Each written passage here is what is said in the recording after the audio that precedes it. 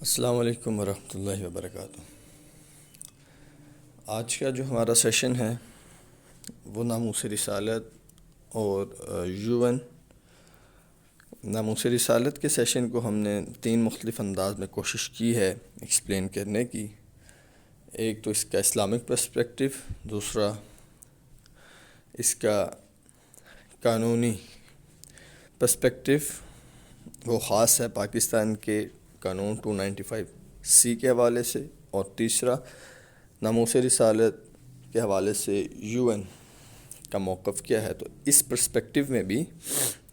اس paradigm میں بھی،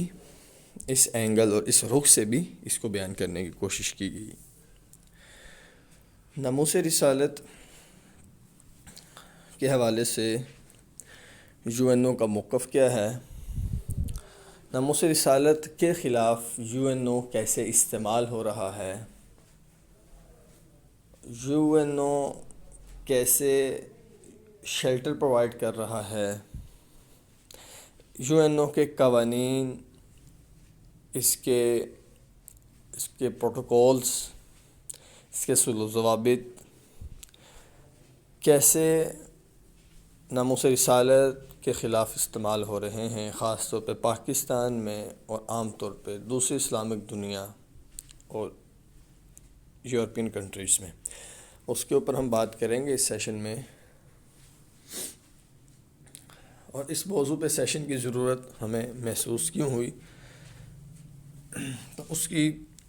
وجوہات میں سے چند وجوہات آپ کے سامنے رکھ دیتا ہوں کہ جب تک ہمیں مسئلے کی اصل وجہ کا پتہ نہیں ہوگا تو ہم اس مسئلے کو حل کرنے کی سچویشن یا پوزیشن میں نہیں آتے۔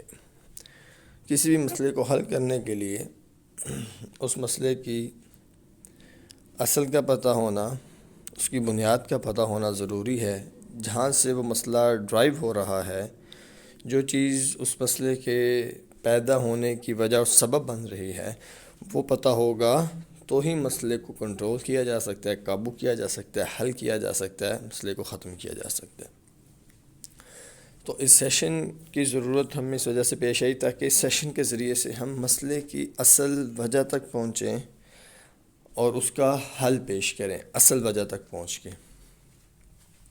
یہ ایک بنیادی ضرورت محسوس کی۔ اور دوسری بنیادی وجہ کہ ناموس رسالت کو ایک پرسپیکٹو میں دیکھا جاتا ہے،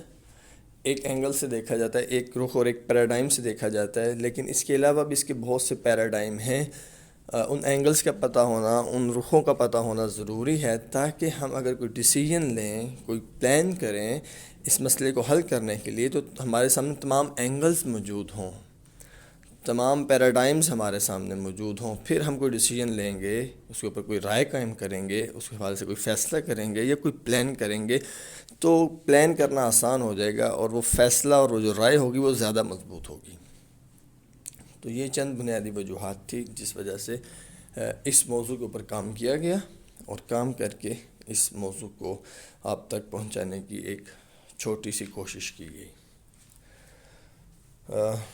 اس کے علاوہ کچھ مقاصد جو آپ کے سامنے آ رہے ہیں اس سیشن کے،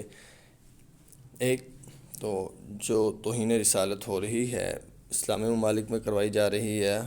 اور غیر اسلامی ممالک میں کروائی جا رہی ہے، تو اس کا اصل وجہ اور اس کا اصل مقصد کیا ہے، تو تصویر کا اصل رخ ہمارے سامنے آ سکے،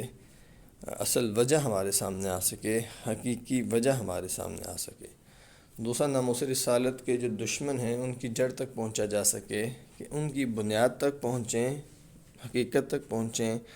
اور ان کی بیس اور بنیاد تک پہنچنے کے بعد پھر ہم فیصلہ کریں اور ڈیسیژن کریں اور پلاننگ کریں اور مسئلے کو حل کرنے کے لیے لائحہ عمل ترتیب دیں۔ اور ناموس رسالت کے تحفظ کے حوالے سے کوئی ایسا مستقل لائحہ عمل ہونا چاہیے، ترتیب دینا چاہیے کہ یہ مسئلہ مضبوط بنیادوں پہ اس مسئلے کا حل پیش کیا جائے، مضبوط بنیادوں پہ اس کو حل کیا جائے،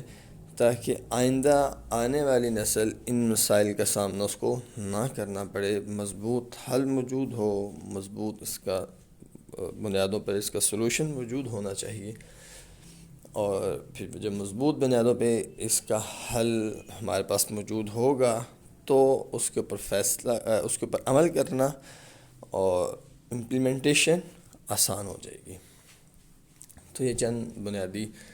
مقاصد تھے ہمارے اس سیشن کے، جو کہ